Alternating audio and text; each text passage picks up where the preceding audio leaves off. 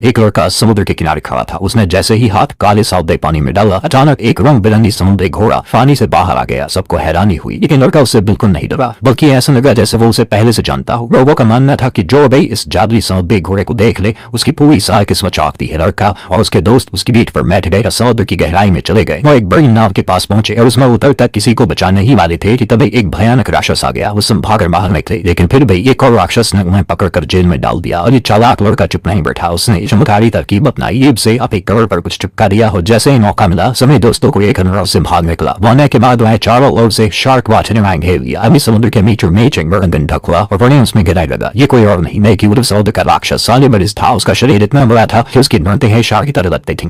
धीरे धीरे खींचकर उसके आवर चली गई, लेकिन जब सबको लगा कि अब तो सब हार गए, अब सब लोग उसके पेट के अंदर जहरा पाए गए। वहाँ कई पोटी हुए जहावे और जहाज दिखे। वो आगे बढ़े तो देखा कि उनका एक दोस्त एक जहाज पर फंसा हुआ है। कि तभी समुद्री राक्षस का पेट तंद में लगा और सब कुछ पीसने लगा। अब के दोस्त उसी को एक आइडिया आया। उसे रोप चलाकर राक्षस के पेट की दीवार तोड़ दी। उस छेद से समुद्री पानी आगे मिलने लगा। उस समय जहाज से भागते हुए उस छेद से बाहर छलांग लगा दी। किसी तरह बचकर समुद्र की सतह पर आ गए। उसे और उसके दोस्त एक जादुई चेंज ढूंढ रहे थे, गोल्डन फिश। वो किसी को भी ज्यादा कर सकती थी। कभी समुद्र में एक जादुई राक्षस आया, जिसे पता चला कि गोल्डन फिश कहाँ है। नए टापू पर पहुंचे, जो पहले एक खुशहाल पाल लेकिन अब खैर बच चुका था। वहाँ आधे जंगल आधे एहसान जैसे कंकाल बिखर पड़े थे। मैं एक गुफा में घुसे तो देखा कि आंख वाला विशाल राक्षस एक भेड़ को डाला रहा है। असल है कि दोस्त पहले से वहाँ थे और एक चुड़ैल बनकर उस राक्षस से गोल्डन फिश चुराने की कोशिश कर रहे थे। अभी पोसी ने छलांग मारकर फिश चुरा ली और बाहर का रास्ता पत्थर से बंद कर दिया। और तभी एक दुष्ट मेरी आया, जिसने गोल्डन फिश छीन कर एक पुरानी ताबू पर रख दिया। अब वो खुला और उसमें से एक विशाल राक्षस जिंदा हो गया। फिर उस आदमी ने कहा कि वो राक्षस का बहुत दूर का वंशज है, लेकिन राक्षस ने बिना सोचे उसे पकड़ कर खा लिया। फिर वो बाकी लोगों पर हमला करने लगा। वह पोसी ने हमला किया। उसी समय एक मिच्छों की पांच और भेड़िए जैसे सिर वाले राक्षस ने हमला कर दिया, लेकिन पोसी ने जैसे तैसे बचकर उसके पैरों पर तलवार मारी। फिर पोसी उस शापित तलवार के साथ